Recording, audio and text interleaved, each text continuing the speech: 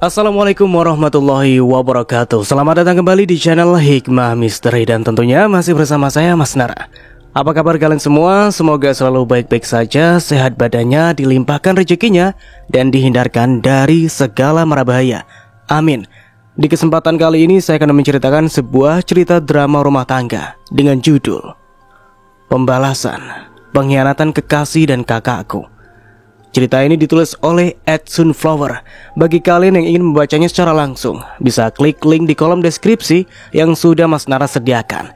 Dan oke, seperti biasa sebelum ke ceritanya, bagi kalian yang belum subscribe channel ini, silahkan bisa subscribe dulu dan aktifkan lonceng notifikasinya agar kalian tidak ketinggalan cerita dari channel Hikmah Misteri yang akan selalu meributkan hati kalian. Dan jangan lupa juga untuk share and like. Oke, terima kasih and so just try keep up with me.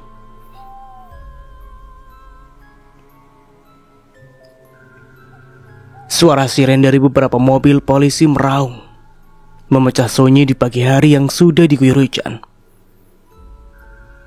Ratusan tim SAR juga tampak memadati sebuah lokasi, di mana di tempat itu terdapat jurang yang curam, dengan aliran air yang dalam serta deras di bawahnya. Para polisi dan tim SAR itu tengah mencari seseorang. Dia, Ayana, seorang bintang besar yang tengah bersinar. Beberapa film dan drama pernah ia bintangi. Ia juga sedang menggarap single lagu. Bahkan ia dipercaya sebagai brand ambassador dari sebuah merek terkenal yang berkecimpung di dunia fashion. Ayana dilaporkan hilang oleh sang kakak yang sekaligus merangkap sebagai manajernya.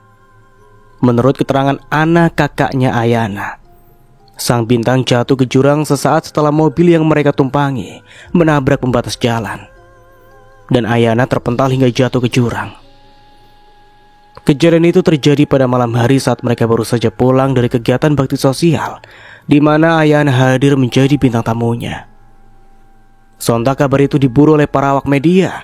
Mereka ingin tahu kronologi kejadiannya seperti apa. Bahkan ada beberapa stasiun televisi yang menayangkan proses pencarian Ayana secara langsung. Bagaimana kronologisnya, Mbak?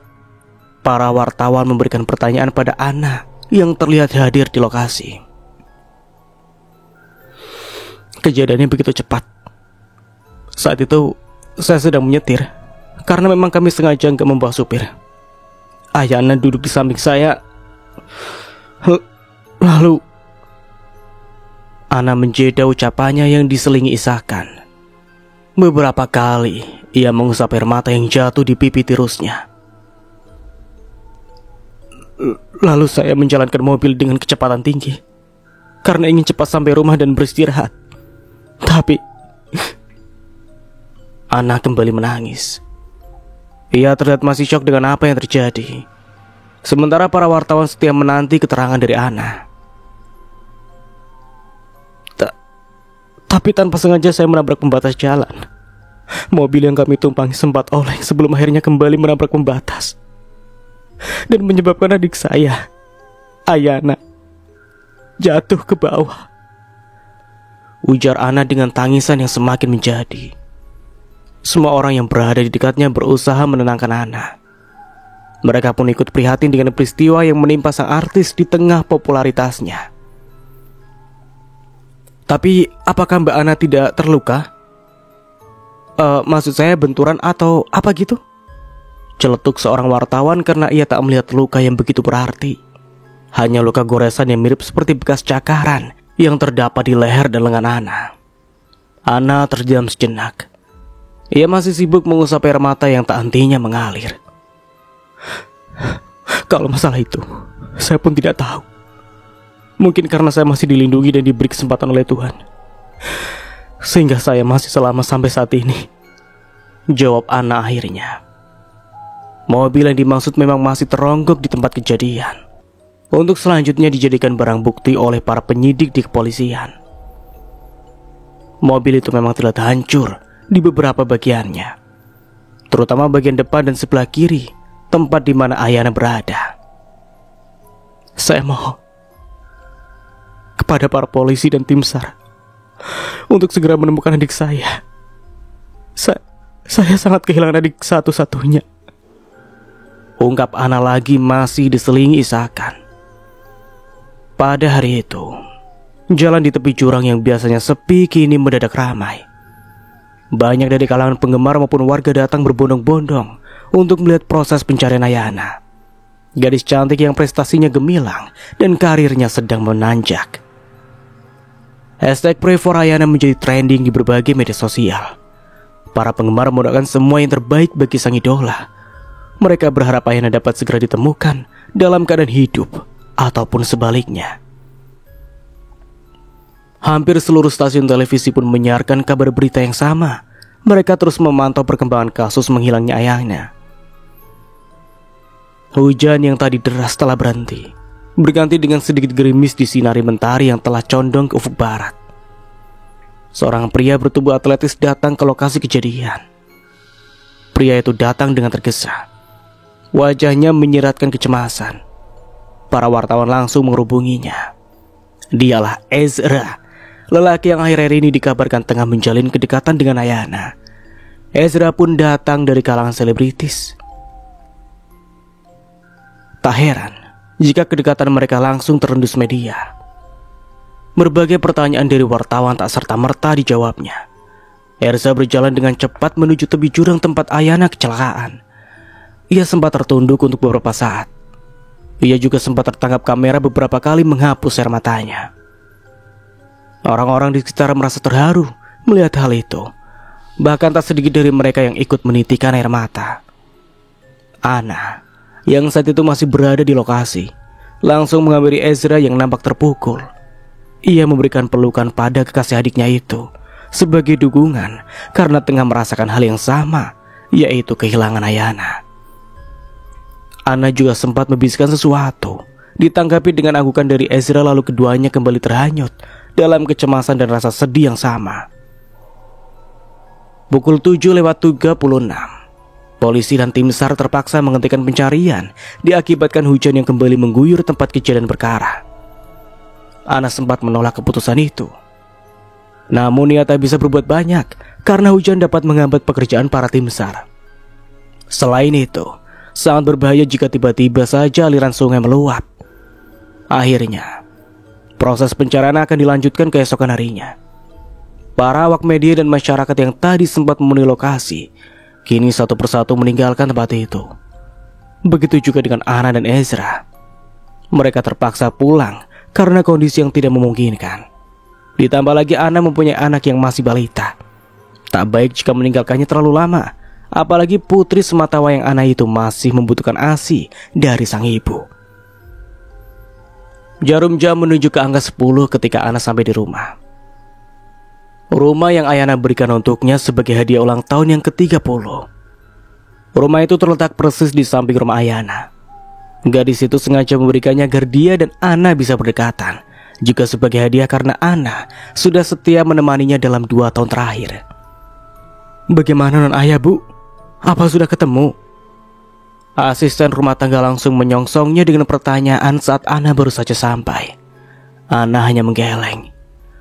Ya Allah Gusti, semoga non ayah cepat ketemu dalam keadaan baik-baik saja.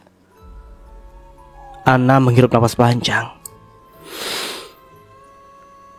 Doakan saja yang terbaik buat ayah, Nabi. Polisi juga sedang berusaha. Bibi kok rasanya tidak ridho kalau sesuatu yang buruk menimpa non ayah.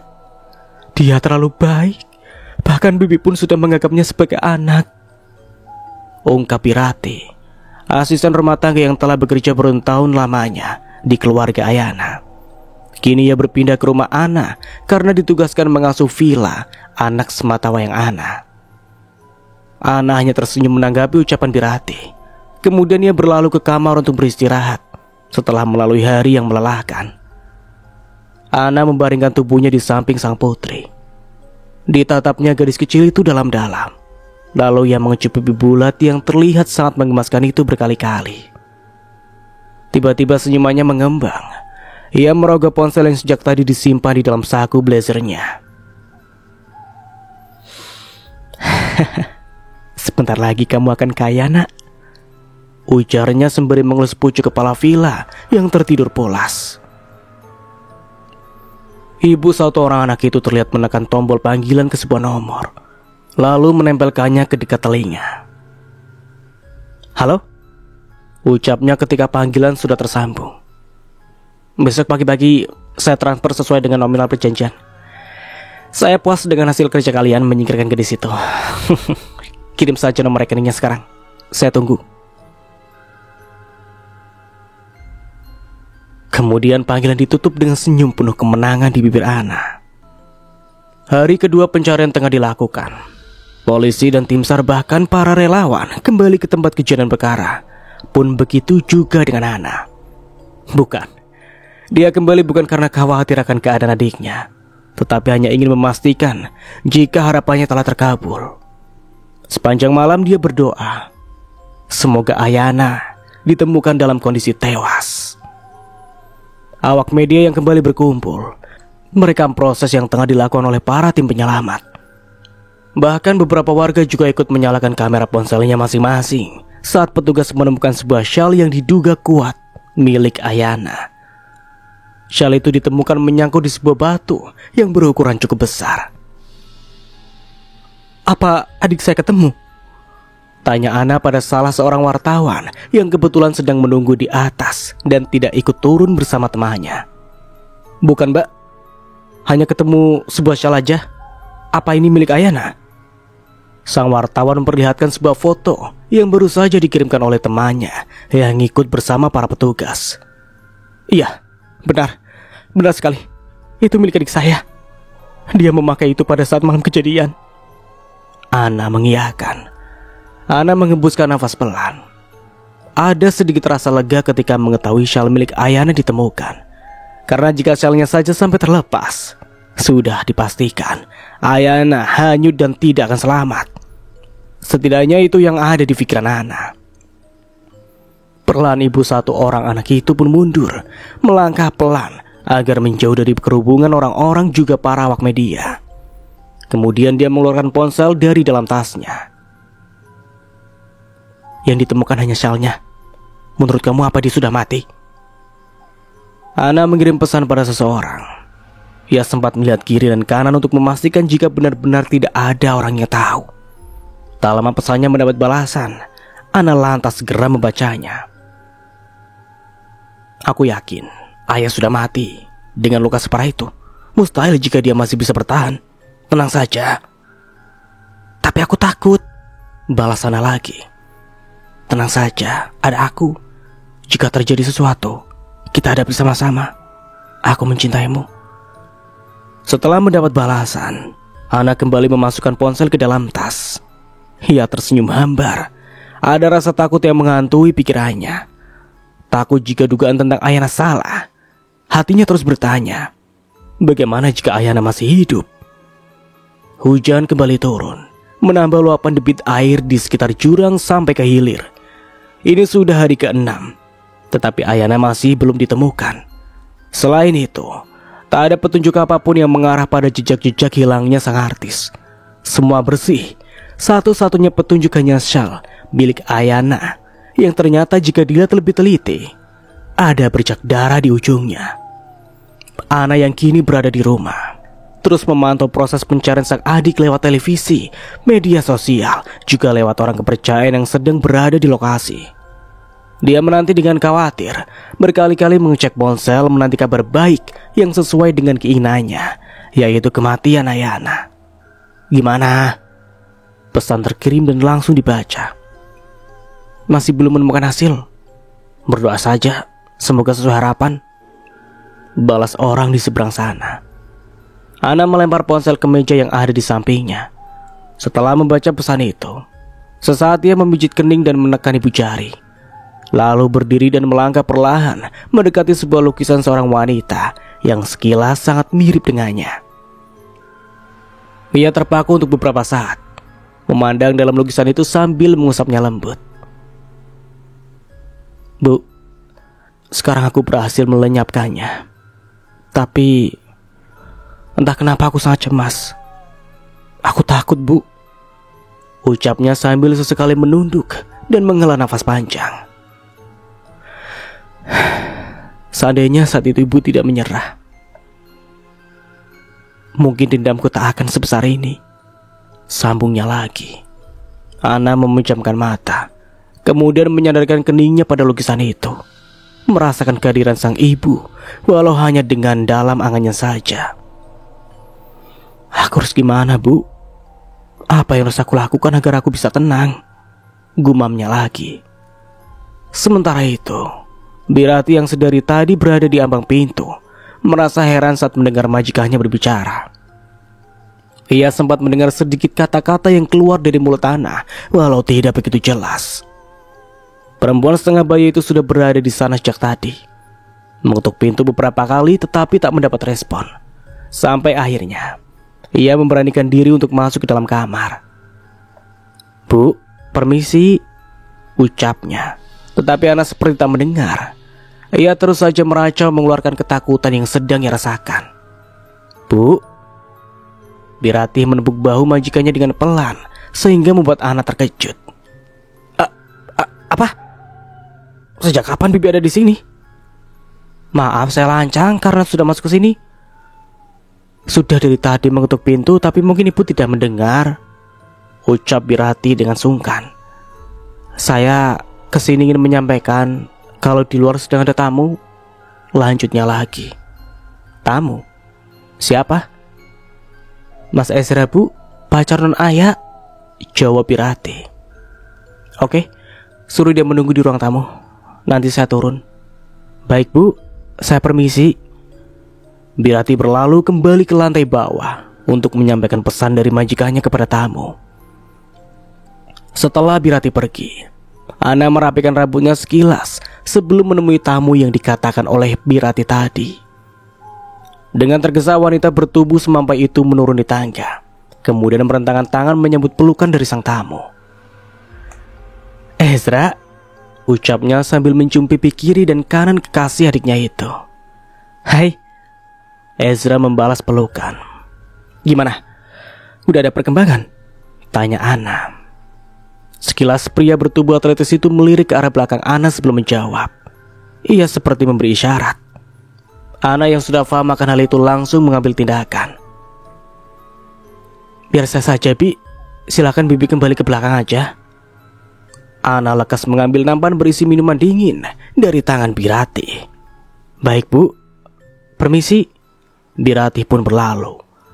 Ana meletakkan minuman itu di atas meja, kemudian duduk kembali di tempatnya tadi. "Jadi gimana? Ada info terbaru?" tanyanya sejurus kemudian. "Masih belum. Polisi masih mencari keberadaan Ayana. Waktunya tinggal sehari lagi. Kalau besok jasadnya belum juga ditemukan, maka sudah dipastikan kalau pencarian akan dihentikan," jawab Ezra. Tangannya terulur mengambil cemilan yang baru saja disuguhkan. Bagaimana ini?" Ana memijit kening. Ia menyandarkan punggungnya pada kursi. Perempuan itu benar-benar terlihat putus asa. Melihat itu Ezra berdiri, lalu berjalan perlahan ke arah Ana untuk sekedar menenangkan kakak dari kekasihnya itu. "Kamu tenang. Aku yakin polisi akan segera menemukan jasadnya." Tangan kekar Ezra mengusap lembut ujung kepala Ana, kemudian menariknya ke dalam pelukan. "Tapi aku takut. Bagaimana kalau..." "Shh." Ezra menempelkan telunjuk di bibir sensual Ana. "Jangan takut. Bukankah ini lebih baik? Karena tidak ada yang menghalangi hubungan kita lagi. Tapi..." sergah Ana lagi. "Aku mencintaimu. Jangan pernah takut. Kamu ingat apa yang pernah aku katakan? Kita akan menghadapi ini sama-sama jika seandainya suatu saat akan timbul masalah." Ezra berbisik di telinga Ana sambil memeluknya semakin erat. Kasus hilangnya Ayana benar-benar sudah ditutup. Polisi dan tim SAR sudah menyerah melakukan pencarian. Sudah lebih dari seminggu tubuh Ayana tak kunjung ditemukan. Para ahli menyimpulkan bahwa kemungkinan tubuh sang artis terseret arus dan hanyut ke sebuah air terjun yang terletak di hilir, yang diperkirakan berjarak 1 kilometer dari tempat Ayana tenggelam pertama kali. Hashtag Rest in Peace of Ayana menjadi trending di media sosial. Para penggemar berbondong-bondong mengirim karangan bunga ke tempat kejadian perkara. Mereka juga melakukan doa bersama untuk sang idola. Sementara itu, kekasih dan manajer Ayana yaitu Ezra dan Anna datang hampir bersamaan. Mereka juga datang dengan menenteng keranjang berisikan bunga dan menaburkannya ke sungai. Anna terlihat sangat terpukul dengan isak tangis yang terus-menerus tanpa henti. Bahkan ia juga sempat tak sadarkan diri untuk waktu yang cukup lama. Begitu pula dengan Ezra, pria yang kini menyandang status sebagai kekasih Ayana itu. Terlihat berkali-kali mengusapkan tisu ke arah matanya yang tertutup kacamata hitam. Pundaknya bergetar menahan tangis, menandakan rasa kehilangan yang begitu dalam. Tentu saja hal itu tak lepas dari sorotan awak media. Isak tangis Ezra dan Anna banyak mendapat sorotan, hingga beritanya mendapat perhatian terbanyak di beberapa akun gosip. Malam yang penuh dengan taburan bintang, seolah ikut merayakan kemenangan dua orang pengkhianat. Anna juga Ezra tengah pergi ke tempat di mana Ayana mengalami kecelakaan. Kecelakaan yang disengaja tentunya, dengan mereka dalang di balik semuanya. Akhirnya kita berdua bisa bernafas lega, ucap Anna. Dia memejamkan mata, menikmati terpaan angin malam yang dirasanya tenang, seraya menggenggam tangan Ezra dengan erat. Lelaki bertubuh atletis itu pun tersenyum. Tidak ada lagi yang mengganggu hubungan kita. Iya, kita tidak perlu sembunyi-sembunyi. Tapi sepertinya kamu sangat mencintai Ayana. Seketika Anna melepaskan genggaman tangannya pada Ezra. Dia sedang cemburu. Ezra mengerutkan dahinya. Maksud kamu? Anna melipat tangan di depan dadanya, lalu berjalan pelan menuju pagar pembatas jurang. Aku bisa lihat ketulusan kamu siang tadi. Kamu menangis terseduh menatapi ayah. Kemudian ia merangkul kakak dari kekasihnya itu dari belakang. Jangan cemburu, itu hanya akting. Kamu tahu sendiri kan, aku ini aktor. Pantas kalau aku bisa menjiwai saat menangis. Ezra berbisik di samping telinga Anna. Sudah, jangan cemberut. Lebih baik sekarang ucapkan salam perpisahan pada adikmu. Lanjutnya lagi seraya mengurai pelukan. Lantas mereka berjalan bergandengan menuju jurang tempat Ayana terjatuh. Ayah, selamat tinggal. Aku harap kamu nyaman di tempatmu yang baru. Anna berteriak. Ia menempelkan kedua tangannya di samping bibir khas orang berteriak dari ketinggian. Maaf, ku ambil kekasihmu. Kasihan dia kalau sendirian. Teriak Anna lagi sambil tergelak. Ia menganggap kematian adiknya sebagai lelucon. Lalu Anna kembali memeluk tubuh Ezra. Kamu lihat kan? Dia lebih bahagia kalau bersama aku. Mereka berdua tertawa bersama, menertawai kelicikan yang sedang mereka perankan. Nah, awalnya Anna memang tak berniat membunuh sang adik.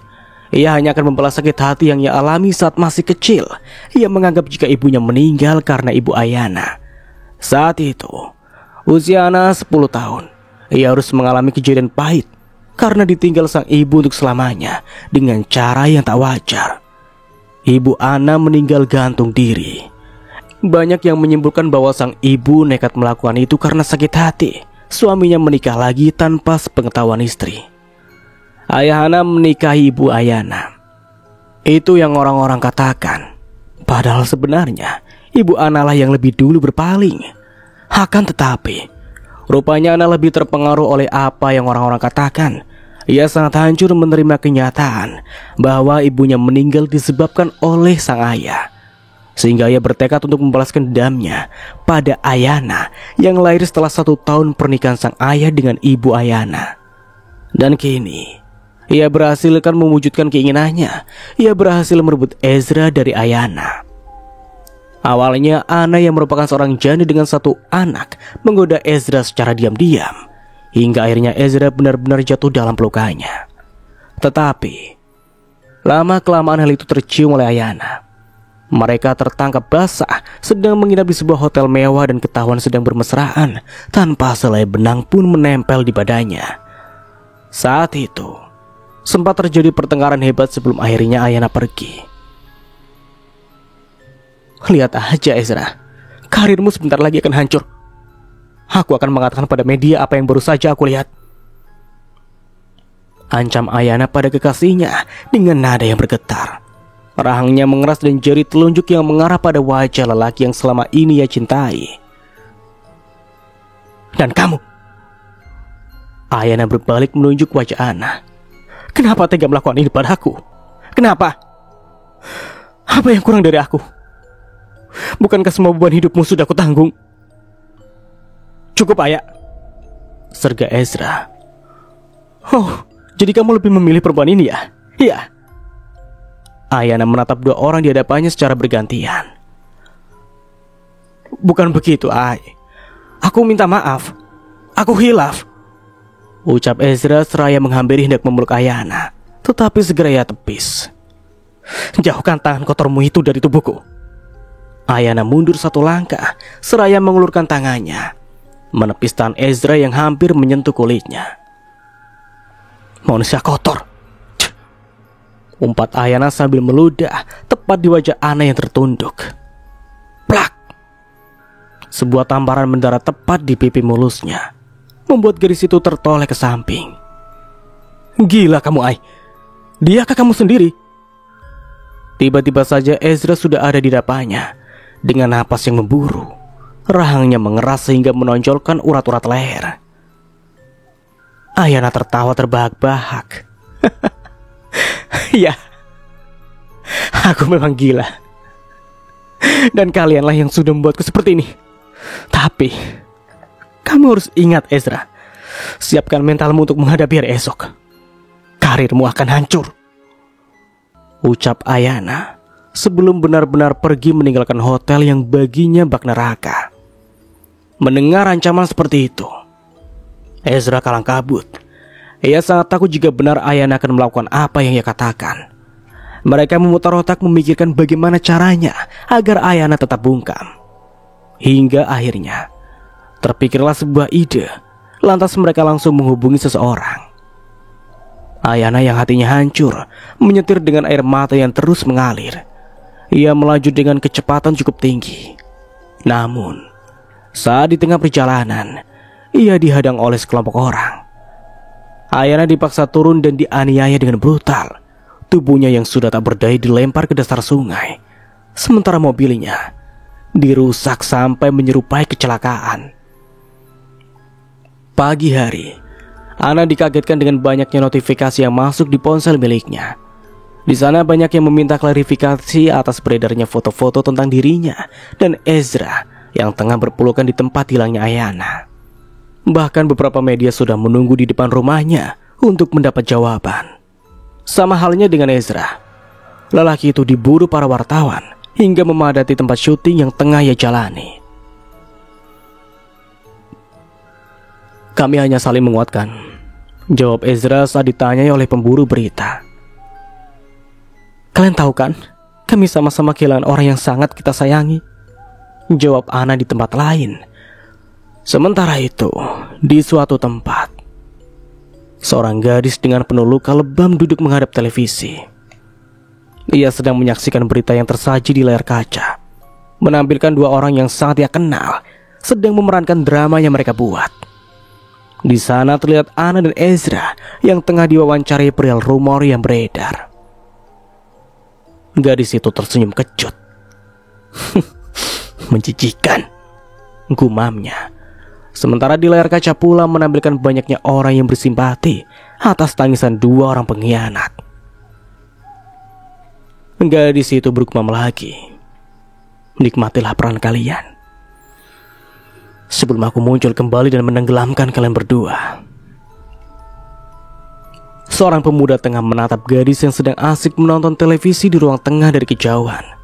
Ia kebingungan karena gadis itu bergumam sendiri dengan tangan yang terkepal. Pemuda itu bernama Ganta. Malam itu, ia menepi di sebuah jembatan setelah seharian kesana kemari melamar pekerjaan. Tetapi usahanya tidak membuahkan hasil. ia mendapat penolakan di setiap perusahaan yang dia datangi.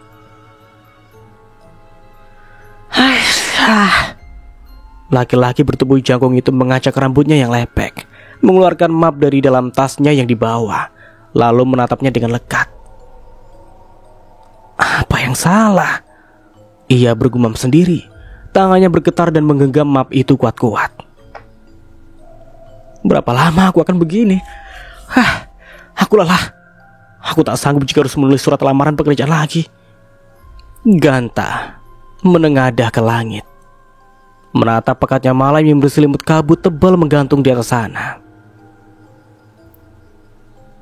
Berilah aku pekerjaan. Aku janji akan menjadi karyawan yang baik. Tidak masalah jika harus bangun pagi setiap harinya. Bahkan jika tidak ada hari libur pun, aku tidak masalah. Lanjutnya lagi seraya berteriak. Kemudian ia jatuh tertunduk. Penglihatannya mengembun dan tenggorokan yang mulai mengering. Bahkan ia tak peduli saat rintik hujan mulai turun dengan perlahan. Setelah puas meratapi nasib, pemuda itu bangkit dan berpegangan pada pagar pembatas jembatan. Ia mengeluarkan minuman kaleng dari dalam tasnya, meneguknya pelan sembari membiarkan rintik hujan membasahi wajah koyonya. Setelah semua isinya tandas, ia meletakkan kaleng bekas minuman itu di hadapannya, lalu menendangnya dengan kuat, seolah sedang balas dendam. Hingga benda itu jatuh terpental ke aliran sungai yang berada di bawah. Au! Terdengar suara pekikan dari bawah sana. Rupanya kaleng minuman tadi mengenai seseorang. Pemuda itu lekas menghampiri, melongokkan kepalanya untuk melihat siapa yang baru saja memekik. Ia mengucak mata berkali-kali agar dapat melihat lebih jelas. Di bawah sana, terlihat siluet seperti orang yang sedang berusaha berenang. Tangannya menggapai-gapai mencari benda untuk berpegangan. Melihat hal itu, Ganta berinisiatif untuk menolong. Ia termasuk lihat dalam berenang, karena saat masih tinggal di kampung dulu, ia sering bermain di sungai dengan teman-temannya, mengadakan lomba renang dengan hadiah ala kadarnya. Pemuda berwajah oriental itu menjatuhkan diri ke dalam air, berusaha menggapai orang yang semakin hanyut terbawa arus. Ia mempercepat gerakannya, hingga kini jarak mereka semakin dekat. Berhasil. Ia bergumam saat tangannya meraih kerah baju korban hanyut, lalu membawanya ke tepi sungai.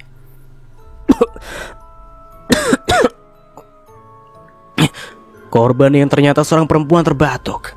Rupanya cukup banyak air yang tertelan olehnya. Kamu tidak apa-apa? Tanya Ganta.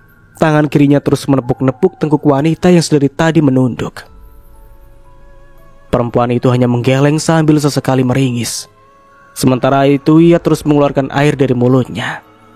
Ganta terus melakukan pertolongan pertama, berusaha mengeluarkan air yang tadi sempat tertelan oleh perempuan itu hingga keadaannya sedikit membaik. Ada-ada saja nih. Ganta terdengar menggerutu. Setelah keadaannya sedikit membaik, gadis itu perlahan mulai mengangkat wajahnya. Namun, betapa terkejutnya Ganta saat itu. Wajah perempuan di hadapannya sangat mengerikan. Wajahnya lebam dan membengkak. Ada beberapa luka di sebagian wajah, hingga sebelah matanya tertutup dengan darah yang terus mengalir dari pelipis. Astaga! Refleks Ganta termundur. Ia sampai terjungkal karena kaget. Tolong, ujar gadis itu dengan suara serak dan parau sembari mengulurkan tangannya ke arah Ganta yang ketakutan. Glek. Ganta menelan ludah, membasahi kerongkongannya yang tiba-tiba serasa kering. Jangan ganggu. Jangan ganggu. Ia melambaikan tangannya seraya membuang muka. Gadis itu perlahan mendekati Ganta dengan cara merayap, membuat pemuda 24 tahun itu gemetar ketakutan. Pergi. Aku tidak punya apa yang kau mau. Usirnya seraya terus berontak. Bruk. Gadis itu menjatuhkan diri tepat di atas tubuh Ganta, seolah sudah tak sanggup untuk menopang tubuh sendiri. Ia juga mengeluarkan suara rintihan yang menurut pendengaran Ganta sangat menakutkan, membuat pemuda berhidung mancung itu memejamkan mata dengan rapat. Tolong aku, ucap gadis itu lagi dengan suara tersendat. Aku bukan hantu. Aku masih hidup. Itu kalimat terakhir yang didengar Ganta sebelum akhirnya gadis itu terdiam. Ganta mengangkat kepalanya dengan pelan, mengguncangkan tubuh gadis yang menindihnya dengan sebelah tangan. Diam. Gadis itu tetap bergeming, matanya terbejam sangat rapat. Sial! Ganta mengumpat. Lantas ia menyingkirkan tubuh gadis itu dari atasnya. Ganta kemudian bangkit. Ia duduk menenggelamkan wajah dengan memeluk lututnya sendiri di sebelah gadis yang tak sadarkan diri. Bingung adalah perasaan yang ia rasakan saat itu. Harus bagaimana? Pertanyaan itu selalu berputar di kepala. Ia berpikir hidupnya benar-benar rumit. Pekerjaan belum juga didapatkan dan sekarang malah bertemu gadis yang kondisinya hanyut dan babak belur. Bodoh. Harusnya tadi aku tidak menolongnya. Ganta memukul kepalanya sendiri, merutuki perbuatan yang baru saja ia lakukan. Ia kemudian mengangkat kepalanya perlahan, mengamati gadis yang tergolek lemah di sampingnya. Apa sebaiknya aku tinggalkan saja dia ya?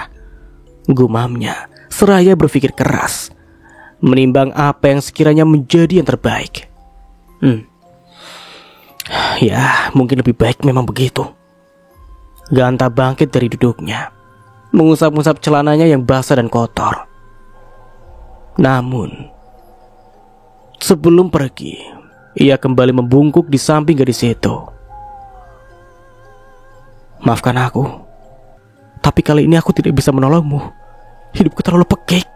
Aku akan semakin susah jika mengurusmu, ujarnya. Lalu melangkah pergi untuk menghampiri motornya yang terparkir di atas jembatan.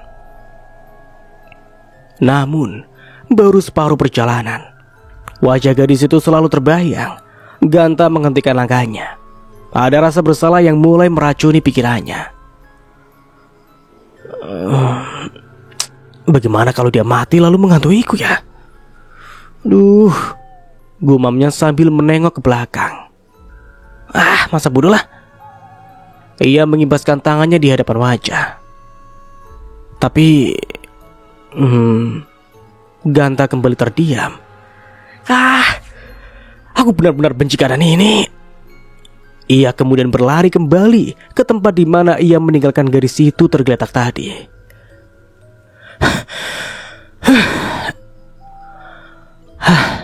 Ganta terengah ketika sampai di tempat tujuan. Hanya sekali ini saja. Setelah ini terserah dirimu, ucapnya seraya membopong tubuh gadis itu dan membawanya menaiki motor dengan diikat tali plastik yang ia temukan di tepi sungai saat itu.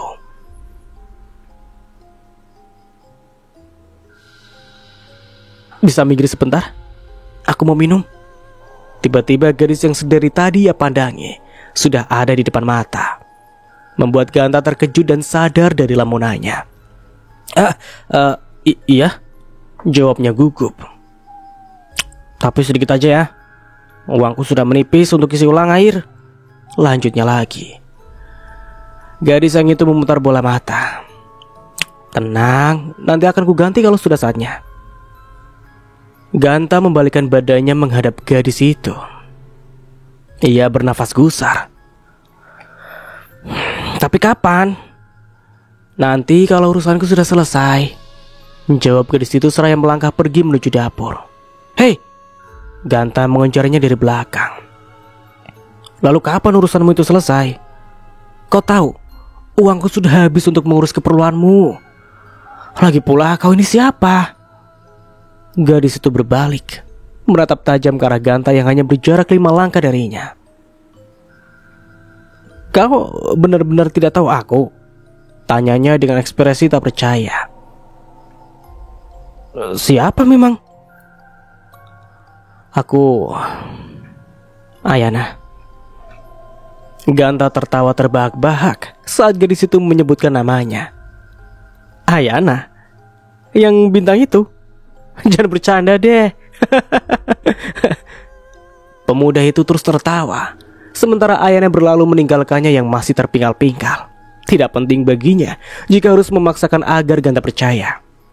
Dengan wajahnya yang masih bengkak dan dipenuhi bilur seperti sekarang, sulit rasanya jika semua orang dapat mengenali. "Hei, tunggu, aku belum selesai bicara." Ganta berusaha mengejar ayahnya yang berjalan cepat menuju kamar, lalu menutup pintunya cukup keras. "Hei, jika kamu Ayana, kenapa tidak pulang saja ke rumah atau apartemenmu?" teriak Ganta dari luar kamar sembari menggedor pintu. Ayana bergeming. Tak satu pun kata yang keluar dari mulutnya untuk menanggapi pertanyaan. Bahkan teriakan pemuda itu bak hilang ditelan ingatan kelam yang harus terus membayanginya. Terkadang, ia masih tak percaya dengan apa yang terjadi dan menimpa padanya. Bagaimana mungkin seorang kakak yang sangat ia kasihi tega melakukan hal itu? Terlebih lagi, ini melibatkan Ezra, kekasihnya yang selama ini ia percaya dapat mencintai dan melindunginya. Kenapa begini? Kalimat pertanyaan itu terus berputar memenuhi isi kepalanya. Teringat kembali saat akhirnya ia tahu jika Ana dengan Ezra ada main di belakang. Tubuh keduanya yang tanpa busana seolah terus membayang di pelupuk mata indahnya. Ayana mengepalkan tangan. Ia menuju tempat tidur dengan cukup keras. "Hei, sedang apa di dalam?" Terdengar kembali teriakan Ganta dari luar. Rupanya pukulan Ayana pada tempat tidur itu terdengar olehnya. "Hei, perempuan, buka pintunya!" Ganta berteriak sembari menggedor pintu tanpa henti.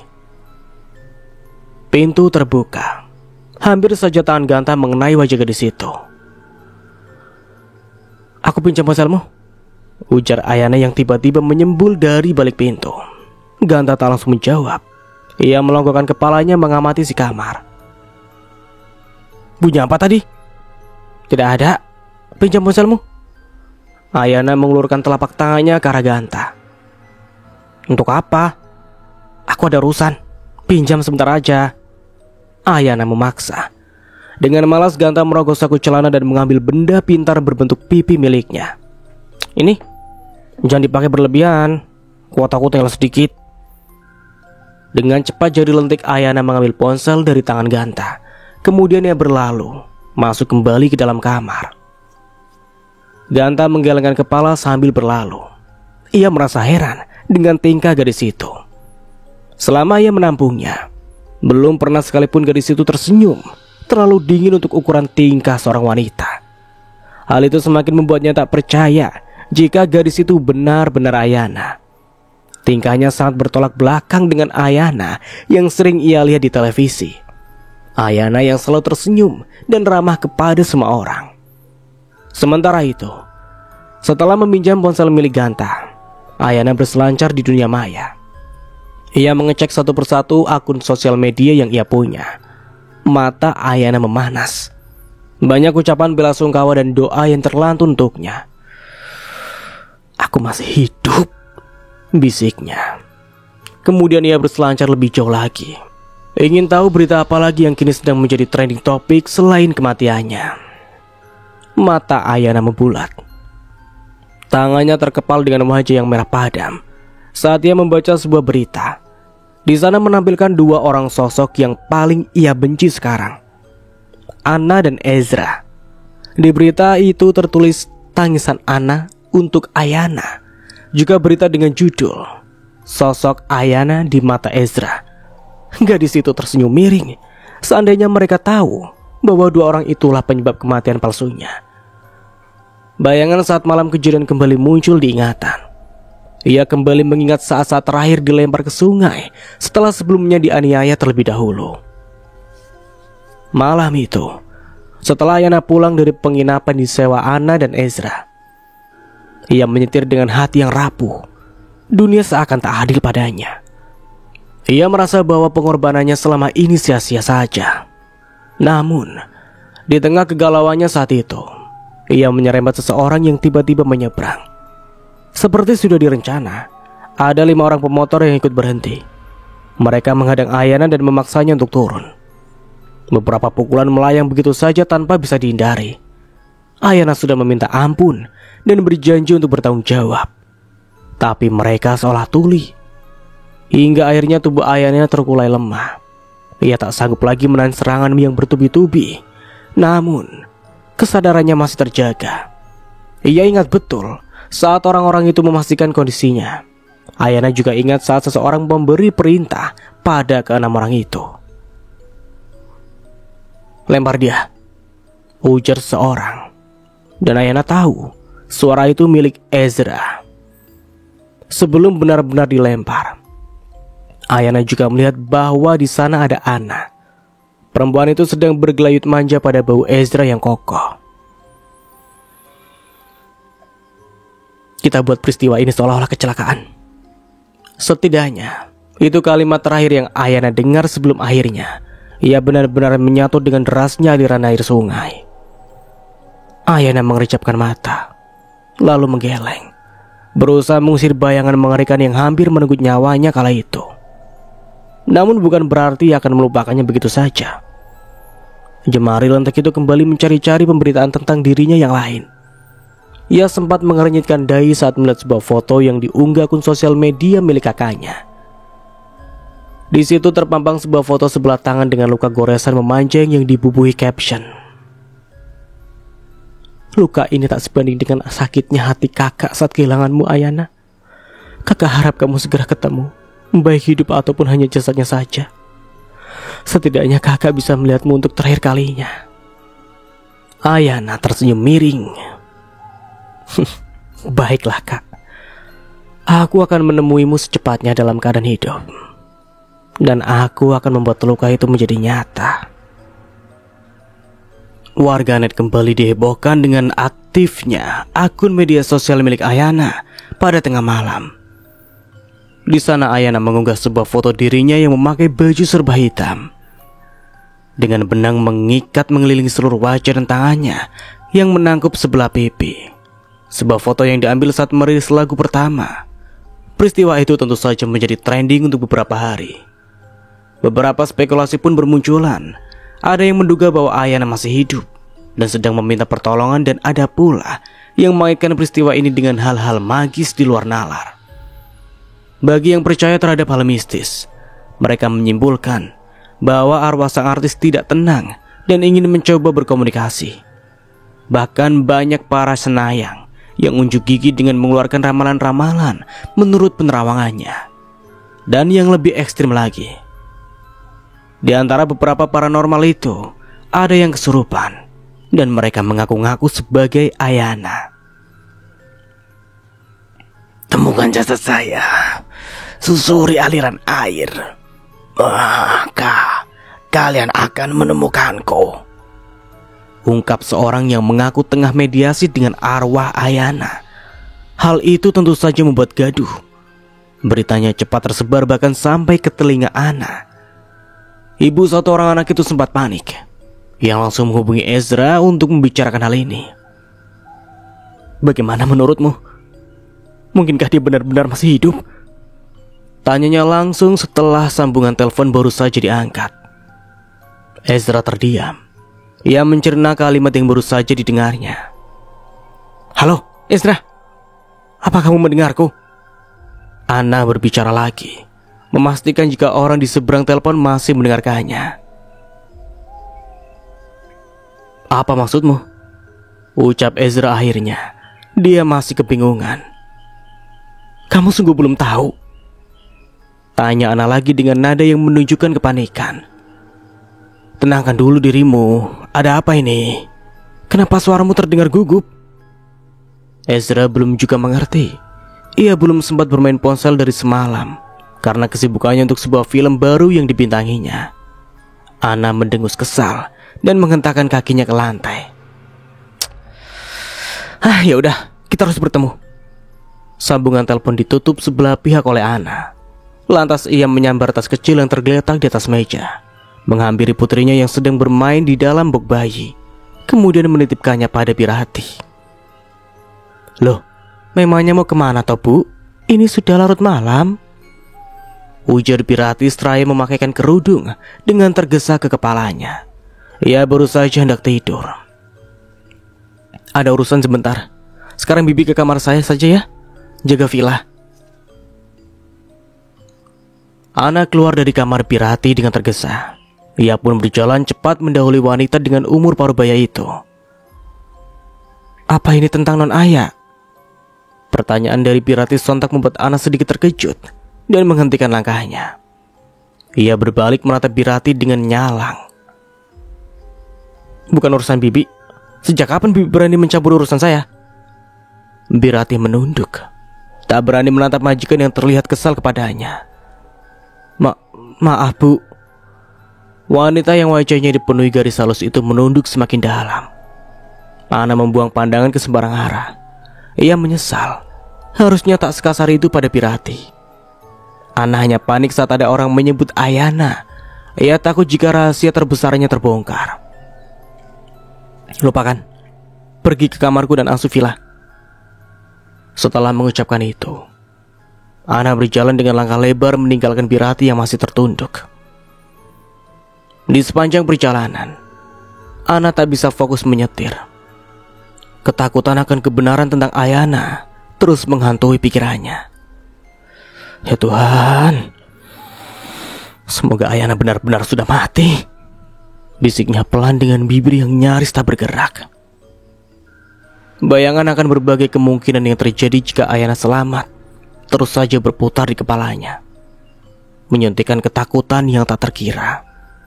Terbayang lagi oleh tatapan Ayana saat gadis itu hendak dibuang. Tatapan tajam penuh dendam yang belum pernah ia lihat sebelumnya. "Bip!" Suara klakson membuat Ana terkejut dan cepat tersadar dari lamunan. Ia menghentikan laju kendaraannya secara mendadak, kemudian mengedar pandang, melingupkan kepala ke kiri dan ke kanan. Tak sadar rupanya lampu merah tengah menyala dan hampir saja membuat dirinya celaka. "Woi, hati-hati! Jangan asal terobos!" Seseorang berteriak dari arah samping, diiringi decitan keras khas suara ban mobil. Rupanya itu adalah orang yang hampir saja bertabrakan dengannya. Dengan gugup Ana menangkupkan tangan di depan dada sebagai permintaan maaf, lalu memundurkan mobilnya kembali dengan perlahan, berbaris dengan pengendara lain yang setia menunggu lampu kembali berubah warna, menghitung detiknya yang kian mengurang. Tak mau menyia-nyiakan kesempatan, Ana merogoh saku blazer yang dipakainya, mengambil benda pintar berbentuk pipi dari dalamnya lalu menghubungi Ezra. "Halo? Kamu masih di mana?" Suara Ezra di seberang telepon. "Aku di lampu merah jalan." Ana kembali melingkupkan kepala untuk mengetahui nama jalan di mana ia berada sekarang. Namun, ia seketika membeku kala melihat pengendara motor sebelah kanan yang sejajar dengannya. Orang itu sedang menatapnya dengan lekat, membuat Ana menelan ludah untuk membasahi tenggorokannya yang tiba-tiba terasa kering. "Ayah," tanpa sadar Ana bergumam. "Apa katamu? Hei, halo? Halo?" Ana menyetir dengan kecepatan tinggi setelah memasuki tol. Ia sudah tak sabar ingin segera bertemu dengan Ezra untuk menceritakan segala kegundahan yang dirasakan saat ini. Angin malam begitu dingin menggigit kulit, tapi hal itu seakan tak terpengaruh sedikit pun pada Ana. Kening ibu dari bayi mungil bernama Villa itu terus meneteskan keringat. Tak berserang lama setelah keluar dari pintu tol, Ana menuju sebuah apartemen mewah milik Ezra. Saat sudah sampai, di sana ia segera berlari menuju lantai atas, di mana apartemen milik kekasih gelapnya itu berada. "Ezra!" Ana berhambur memeluk lelaki bertubuh atletis itu. Saat pintu baru saja dibuka, napasnya tersenggal, tangannya berkeringat dingin. Ezra mengurai pelukan, kemudian memegangi bahu Ana, mensejajarkan tubuhnya dengan wanita itu hingga mereka saling berhadapan. "Ada apa? Kenapa terlihat panik?" tanya Ezra seraya menatap mata perempuan di hadapannya dengan lekat. Aku baru saja bertemu dengan Ayana," ujar Ana dengan tersendat. Wajahnya terlihat panik. "Tidak mungkin." Ezra melepas genggaman tangannya pada bahu Ana. Ia lekas menggeleng. "Apa kamu yakin?" imbuhnya lagi. Aku tidak tahu. Hanya saja tatapannya. Iya, tatapannya mirip sekali. Dia seakan terus mengawasiku, Ezra. Aku takut. Ana kembali menghambur memeluk Ezra, seolah meminta perlindungan dari laki-laki yang berhasil ia rebut dari sang adik. Hei, tenangkan dirimu. Ezra memboyong Ana menuju sofa dan mendudukannya di sana. Kemudian menuangkan air dalam gelas dan memberikannya kepada Ana. Ini, kamu minum dulu, perintahnya. Ana menurut. Ia meminum air dalam gelas berukuran cukup tinggi itu hingga tandas, lalu menarik nafasnya dalam-dalam untuk sekedar melepaskan gemuruh dalam dada. Aku serius, Ezra. Aku bertemu dengannya di jalan tadi. Dan satu lagi, kenapa tiba-tiba akun media sosialnya aktif, sementara ponselnya ada padaku? Ana berusaha kembali memberitahu Ezra tentang apa yang menyiksa pikirannya. Ezra terdiam. Tak dapat dipungkiri jika ia pun merasakan hal yang sama dengan Ana. Pemuda itu takut jika benar ayahnya masih hidup dan memporak-porandakan masa depannya. Persis seperti apa yang Ayana katakan padanya saat malam di mana ia tertangkap basah. Ezra memijit keningnya dengan pelan. Pikirannya serasa buntu seketika. Ada rasa penyesalan yang muncul tiba-tiba. Seandainya ia tak mengikuti hawa nafsu dan tidak mengkhianati Ayana, mungkin hidupnya tak akan berakhir seperti ini, dihantui ketakutan dan rasa cemas setiap saat. Jadi, apa yang harus kita lakukan, Ezra? Ana bertanya tak sabar. Ezra tak menjawab. Ia menangkupkan kedua telapak tangannya di depan mulut dengan ibu jari menopang dagu. Pemuda itu kemudian membuang nafas kasar, seraya menyandarkan punggungnya pada penyangga sofa.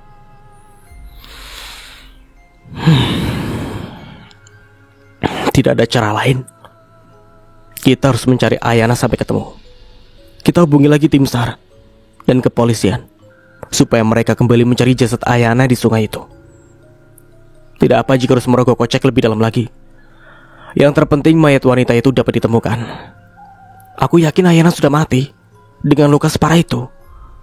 Tidak mungkin rasanya jika ia mampu bertahan, ucap Ezra akhirnya.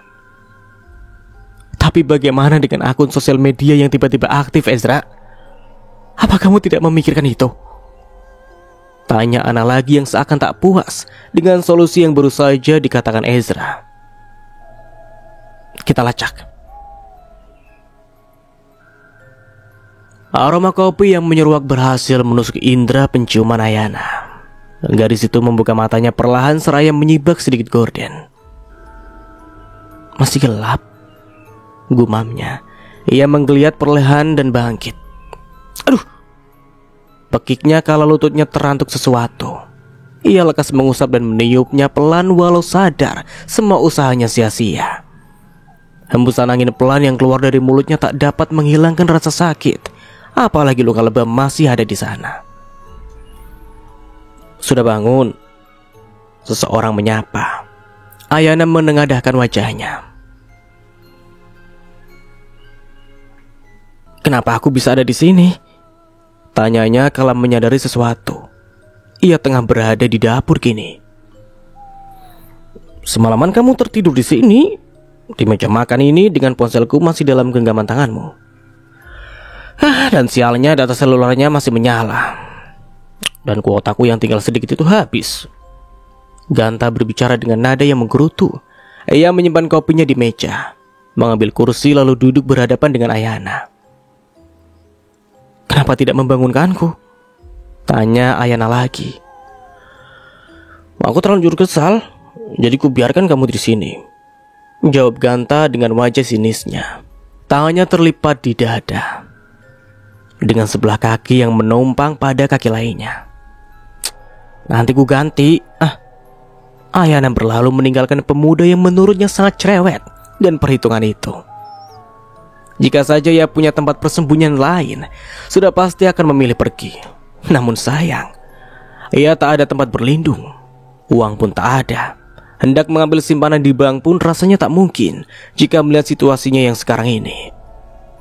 Sejurus kemudian, gemericik air terdengar dari dalam kamar mandi. Ganta bangkit lalu berjalan ke arahnya. "Hei, orang yang di dalam, hemat airnya, jangan dibuang-buang!"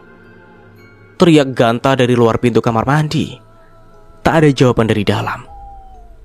Ayana masih sibuk dengan aktivitasnya di kamar mandi. Ganta berbalik kemudian melangkah menjauh. Sudah tahu tabunganku semakin menipis. Dasar tidak pengertian, gerutunya sambil berlalu. Ganta melangkahkan kakinya ke kamar, mengambil dompet yang isinya tinggal beberapa lembar lagi. Berniat membeli sarapan untuk dirinya juga Ayana. Astaga, apa yang harus aku lakukan untuk beberapa hari ke depan ya? Ganta memandang isi dompetnya yang semakin memprihatinkan. Gemericik air terdengar begitu syahdu. Ayana membiarkan wajahnya yang masih terlihat sedikit bengkak itu terguyur aliran air yang mengalir dari shower air hangat. Dia memejamkan mata, merasakan rintik-rintik kecil yang seakan memijat bilur di wajahnya. Pikirannya menerawang, mencari solusi untuk apa yang sedang terjadi padanya kini. Mau pergi kemana dia malam-malam seperti itu? Pikirnya bermonolog ketika teringat kembali kejadian tadi malam, saat ia tak sengaja melihat Ana mengendari mobil miliknya. Ayana mematikan shower, kemudian wajahnya menghadap pada cermin yang ada di depannya. Ia menatap lekat wajah yang ada dalam cermin itu. Wajah yang penuh luka memar dengan bilur masih bertahta di sana sini, walau telah tersamar. Gadis itu menghela nafas dalam. Ia menunduk. Rasa kecewa di hati Ayana kembali hadir dan semakin menjadi. Ia tak habis pikir dengan kakak yang tega melakukan hal sekeji itu kepadanya. Padahal semua yang kakaknya mau telah ia berikan.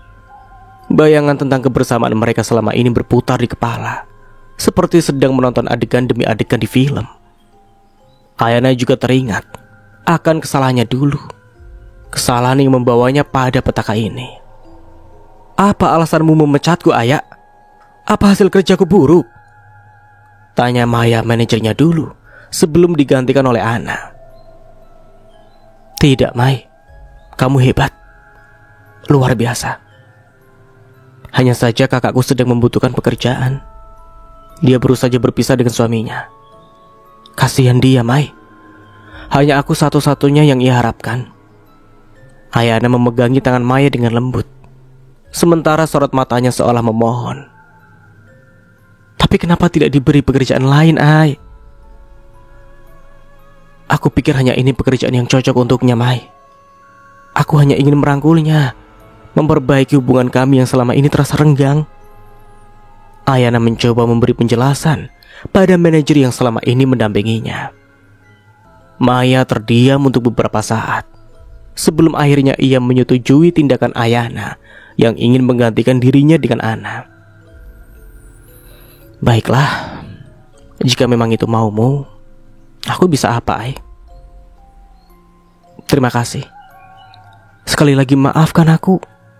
Semoga kamu lebih sukses lagi di luar sana." Ayana memeluk Maya dengan erat. Pelukan perpisahan diiringi tetesan air mata dari sudut netra Maya. "Aku akan merindukanmu." Ayana mengurai pelukan, menangkupkan kedua telapak tangannya di pipi Maya. "Aku juga." Lagi-lagi Ayana menarik nafas dalam. Ia menyesali keputusasaannya yang dulu. Seandainya ia tak menggantikan Maya dengan Ana, mungkin kisah seperti ini tidak akan pernah terjadi.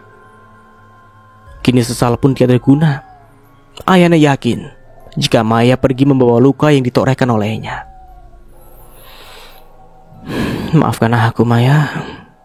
Maafkan aku," lirik Ayana bergumam, sedangkan buliran bening telah jatuh membasahi kedua pipinya. "Hei, yang di dalam sana, apa kamu sudah selesai?" Sebuah gedoran di pintu kamar mandi membuat Ayana terkejut dan lekas menghapus air matanya. Ia kembali membasuhi wajah sekilas. "Kamu lihat kunci motor?" tanya Ganta saat Ayana baru saja keluar dari kamar mandi. Yang semalam di meja?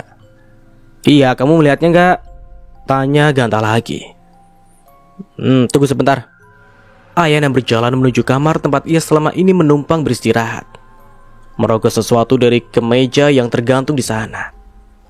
Ini, gadis itu menyodorkan sesuatu. Sebuah kunci motor dengan gantungan boneka bulat berbulu. Kenapa bisa? Bisa. Aku meminjamnya sebentar tadi malam. Maaf tidak minta izin dulu. Aku terburu-buru. Tutur Ayana seraya mengusap wajahnya dengan handuk. Ganta terdiam. Keningnya berkerut dengan mulut yang setengah terbuka. Jadi, selain meminjam ponselku, kamu juga memakai motorku tanpa izin? Astaga. Sudah aku katakan aku sedang berhemat. Bagaimana dengan bensinnya?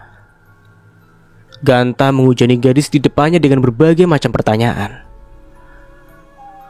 Sudah aku katakan berkali-kali, aku akan menggantinya kok. Kamu jangan khawatir, jawab Ayana dengan santainya sambil berlalu.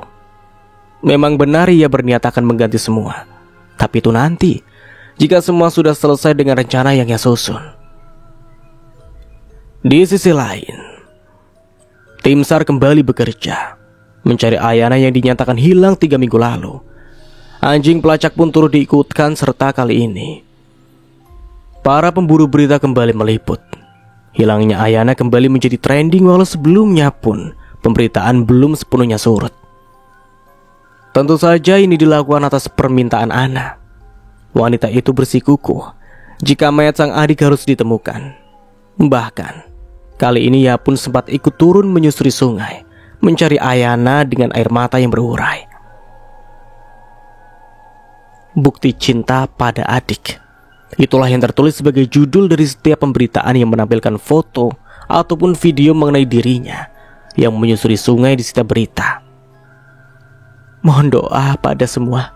Saya berharap adik saya benar-benar ditemukan kali ini. Walau hanya jasadnya pun saya tidak apa. Yang terpenting saya dapat memulasarannya sesuai dengan kepercayaan kami, ucap Ana di depan kamera saat ditanyai mengapa pencarian kembali dilanjutkan setelah terhenti untuk beberapa hari. Lalu dengan postingan tengah malam itu bagaimana?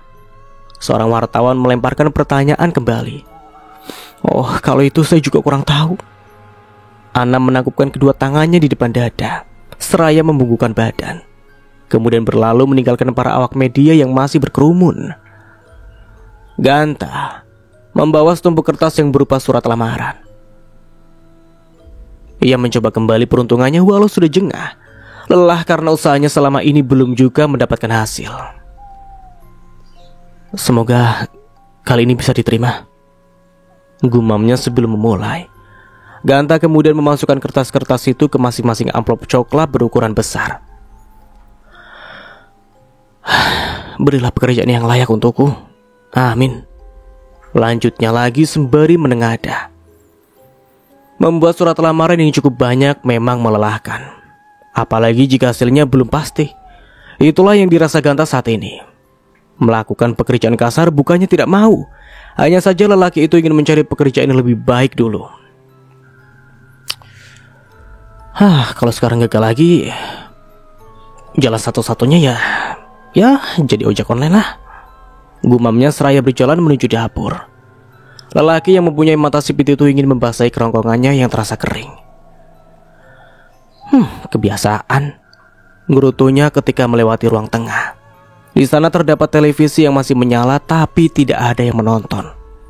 Lelaki itu berjalan mencari remote televisi yang entah ada di mana. Ia berniat untuk mematikan salurannya. Tapi gerakannya berhenti ketika di layar tipis berbentuk persegi itu menampilkan berita yang baru ia tahu. Pencarian Ayana kembali dilakukan. Judul berita dengan huruf besar-besar terpampang di ujung layar dengan seorang reporter yang sedang berbicara di atasnya. Ganta tertegun untuk beberapa saat sebelum ia menyadari sesuatu. Jadi, yang ada di rumahku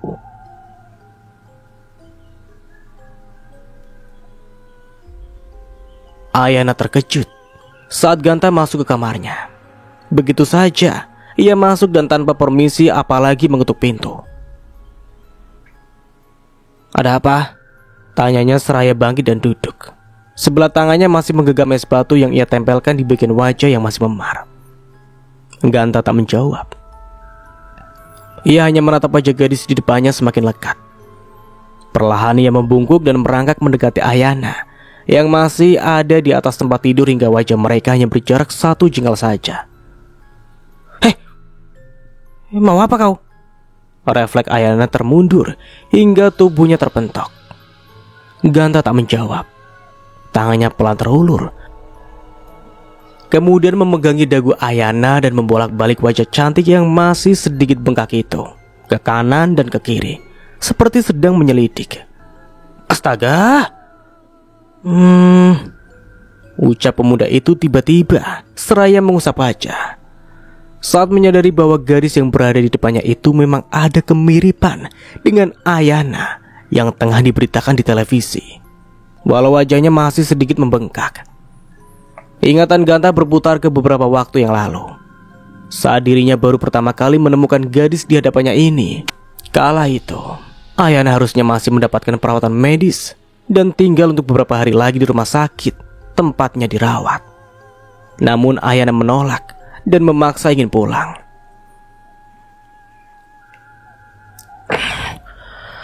"Aku pasti akan sembuh dengan sendirinya. Jadi bawa aku pulang ke rumahmu," rengek Ayana saat itu, saat ia baru saja dirawat selama kurang dari 48 jam. "Tapi bagaimana dengan lukamu? Kenapa memilih pulang ke rumahku?" tanya Ganta tak yakin. Apalagi pemuda itu berpikir jika gadis ini sembuh, maka ia tak perlu lagi repot-repot mengurus, sedangkan keuangannya sudah menipis. "Pokoknya bawa aku pulang. Aku tidak mau berlama-lama di sini. Katakan saja pada dokter jika kamu sudah tak punya biaya dan ingin membawaku pulang. Ayo." Ayana tetap memaksa. Sesekali gadis itu juga meringis, menahan sakit dari luka-luka yang memenuhi sekujur tubuhnya. Ganta baru menyadarinya sekarang. Pantas saja gadis itu bersikuku ingin pulang. Ternyata dia memang Ayana, sang bintang yang dikabarkan hilang. Dan mungkin ia sedang merahasiakan sesuatu yang besar. Pantas saja. Ganta bergumam pelan. Ayana yang masih kebingungan hanya menatap Ganta dengan pandangan aneh. "Katakan dengan jujur, apa kau benar-benar Ayana yang artis itu?" Ganta kembali bertanya, seolah sedang memastikan bahwa yang dilihatnya itu benar-benar Ayana yang banyak dikenal orang selama ini. "Ada apa denganmu? Kenapa tiba-tiba menanyakan hal itu? Lagi pula kalau aku jawab ya, memangnya kamu akan percaya?" Ayana balik bertanya. Ia masih ingat saat Ganta menertawakannya karena memperkenalkan diri dengan nama Ayana. "Kalau tidak mau mengaku ya tidak apa-apa. Aku hanya tidak sengaja melihat berita di televisi tadi. Mereka sedang mencari Ayana yang hilang 3 minggu lalu di sungai yang sama saat pertama kali aku menemukanmu." "Mencariku?" Ganta menatap lekat gadis di hadapannya. Mendengar kata terakhir yang terucap dari gadis ini, pemuda itu semakin yakin jika yang ada di rumahnya benar-benar Ayana, orang yang keberadaannya sedang ramai dicari saat ini. "Kalau begitu, besok aku akan menemui polisi dan melapor kalau kau ada di sini," ujar Ganta. Kemudian ia beranjak hendak pergi, tapi terhenti sebelah tangannya dicengkram erat oleh Ayana. "Jangan!" Pemuda itu kembali berbalik, keningnya mengerut dalam. Tak mengerti kenapa Ayana mencegahnya. Sementara itu, tatapannya menyeratkan tanya. "Jangan lakukan itu. Aku bisa benar-benar mati kalau kembali ke sana dalam waktu dekat," tutur Ayana lagi. Tangannya masih mencengkram erat pergelangan tangan Ganta. "Tapi kakakmu sangat mengkhawatirkanmu loh." Ayana tersenyum getir. "Justru dialah yang ingin mencelakaiku." Kerutan di kening pemuda itu kian dalam. Heran dengan apa yang baru saja ia dengar. Ganta yang tadinya akan pergi, kini kembali duduk di tepi tempat tidur. Kamu pasti tidak percaya, bukan? Ini memang terdengar plot twist, ujar Ayana lagi. Kemudian, gadis itu menceritakan semua kejadian yang menimpanya. Dari awal saat pertama kali ia menemukan pengkhianatan yang dilakukan Anna dan Ezra, hingga akhirnya ia harus berakhir mengenaskan di sungai malam itu. Itu sebabnya aku tidak pernah keluar dari rumah, kan? Ya kan? Tanya Ayana saat semua ceritanya telah berakhir.